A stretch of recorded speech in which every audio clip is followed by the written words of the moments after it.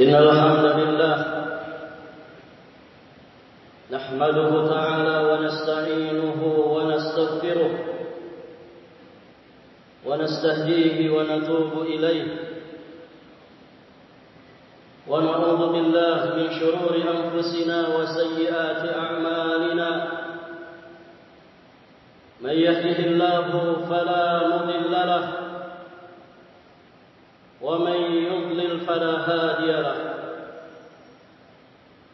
أشهد أن لا إله إلا الله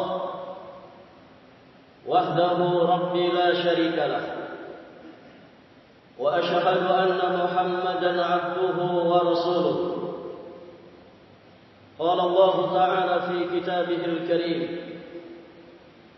يا أيها الذين آمنوا اتقوا الله ولتنظر نفس ما قدمت لغد واتقوا الله إن الله خبير بما تعملون أما بعد أيها المسلمون عباد الله أوصيكم ونفسي بتقوى الله فقد فاز المتقون Ma'asyiral muslimin, sidang salat Jumat yang semoga senantiasa dirahmati dan diberkahi Allah Subhanahu wa taala. Alhamdulillah, segala puji hanya milik Allah Rabbul Alamin wa Rabbul Arsyil Karim. Salawat dan salam semoga Allah limpahkan kepada Nabi kita yang mulia, Nabi Muhammad sallallahu alaihi wa alihi wasallam, beserta seluruh keluarganya, para sahabatnya, para tabi'in, atba'u tabi'in, wa man ittaba'ahum bi ihsanin ila yaumiddin. Khatib berwasiat kepada diri pribadi, juga kepada jamaah sekalian yang hadir di masjid yang mulia ini, untuk senantiasa berusaha meningkatkan ketakwaan kita kepada Allah Subhanahu wa taala. Wasiat takwa ini sering diulang-ulang oleh para khatib Jumat, karena memang seluruh kaum muslimin dimanapun mereka berada, mereka semua memiliki cita-cita yang sama untuk kehidupan akhiratnya, untuk kehidupan akhirnya, yakni masuk surga tertinggi bersanding dengan Nabi sallallahu alaihi wa alihi wasallam. Ma'asyiral muslimin, sidang salat Jumat yang dimuliakan Allah Subhanahu wa taala, takwa ini sejatinya merupakan tiket bagi kita semua untuk masuk ke dalam surga Allah Subhanahu wa taala. Allah Subhanahu wa taala berfirman di surat Maryam ayat ke-63, "Tilkal jannatul lati nurithu min ibadina man kana taqiyya." Itulah surga, kata Allah, yang akan kami wariskan kepada hamba-hamba kami yang selalu bertakwa. Semua kaum muslimin pasti ingin finish di surga Allah Subhanahu wa taala. Apalah artinya semua kemewahan dunia ini? Apalah artinya pangkat, jabatan, kedudukan, dukungan, pembelaan, popularitas di tengah-tengah manusia, jika kemudian ujung-ujungnya kita finish di siksa api neraka? Dan apalah artinya segala kepedihan, segala lelah letih, perjuangan dan pengorbanan untuk menegakkan ubudiyah kita kepada Allah Subhanahu wa taala, kalau kemudian kita berhasil finish di surga Allah Subhanahu wa taala? Oleh karenanya sahabat yang mulia Abu Bakar As-Siddiq radhiyallahu taala anhu, beliau menyatakan, la khaira fi khairin ba'dahu narun wala syarra fi syarrin ba'dahul jannah. Tidak ada istilah keberuntungan jika kemudian setelahnya adalah siksa api neraka. Dan tidak ada istilah kesialan, tidak ada istilah kerugian jika sesudahnya kita finish di surga Allah Subhanahu wa taala. Ma'asyiral muslimin, sidang salat Jumat yang sama-sama mengharapkan maghfirah dari Allah Subhanahu wa taala. Takwa inilah yang jika kita pertahankan dengan sungguh-sungguh sampai kita dijemput oleh malakatul maut, maka sejatinya ini merupakan wasilah terbesar untuk kita mendapatkan husnul khatimah. Allah Subhanahu wa taala berfirman di surat Ali Imran ayat ke-102, Ya ayyuhalladzina amanu taqullaha haqqa tuqatih wa la tamutunna illa wa antum muslimun. Wahai sekalian orang-orang yang beriman, bertakwalah kalian kepada Allah dengan sebenar-benarnya takwa, dan janganlah sekali-kali kamu mati melainkan dalam keadaan beragama Islam.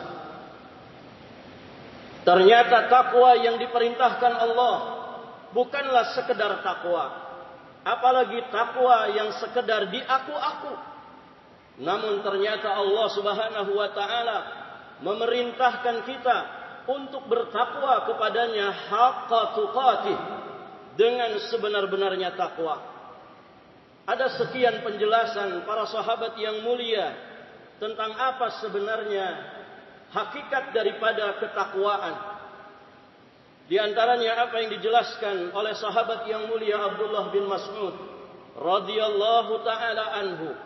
Beliau mengatakan, takwa haqqa tuqatih adalah an yuta'a fala yu'sa, wa an yudhkara fala yunsa, wa an yushkara fala yukfar. Sebenar-benar takwa yang dimaksud adalah Allah itu ditaati, jangan dimaksiati. Allah itu disyukuri nikmat-nikmatnya, jangan dikufuri. Dan Allah Subhanahu wa taala itu senantiasa diingat dan tidak dilupakan. Kemudian sahabat yang mulia Abdullah bin Abbas radhiyallahu taala anhuma, beliau juga menyatakan, haqqa tuqatih adalah an yujahidu fillahi haqqa jihadih wa la ya'khudhum fillahi laumata la'im wa yaqumu lillahi bil qisti walau ala anfusihim wa abaihim wa abnaihim.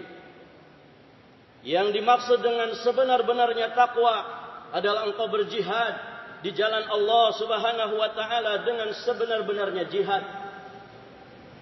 Engkau juga tidak masuk ke dalam bahaya, tidak terpengaruh, tidak tersakiti oleh celaannya orang-orang yang mencela selama engkau tegak lurus di atas jalan kebenaran. Dan hadirin jamaah yang dirahmati Allah, beliau melanjutkan, wa yaqumu lillahi bil qis, menegakkan keadilan karena Allah Subhanahu wa taala terhadap diri sendiri, tidak zalim kepada diri sendiri, kemudian terhadap anak-anak dan juga terhadap orang tua. Anas bin Malik radhiyallahu taala anhu, beliau juga mengatakan, haqqa tuqatih yang dimaksud adalah la yattaqil 'abdu lillahi haqqa tuqatih hatta yukhazzina min lisanih.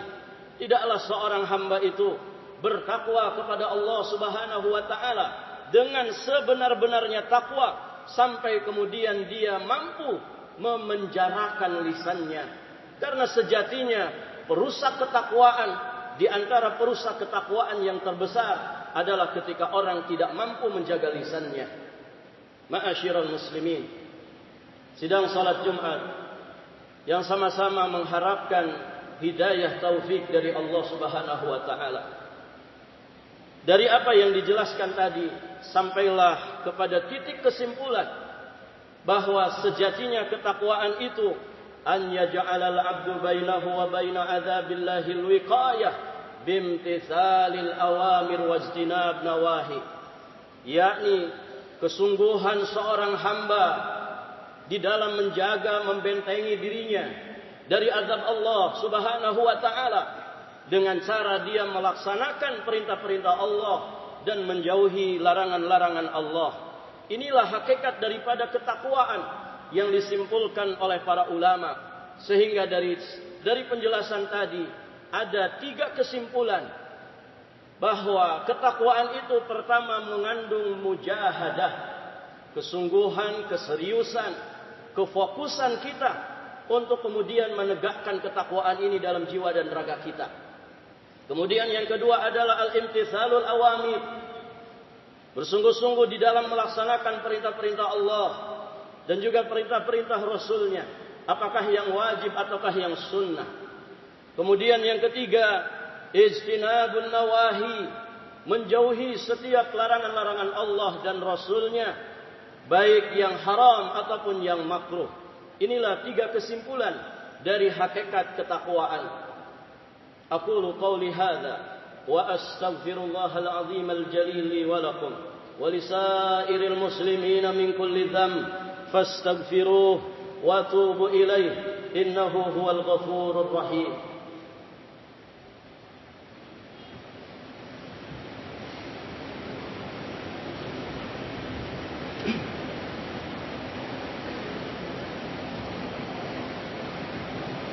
Alhamdulillahi wa kafa wa salamun ala ibadihi alladhina istafa.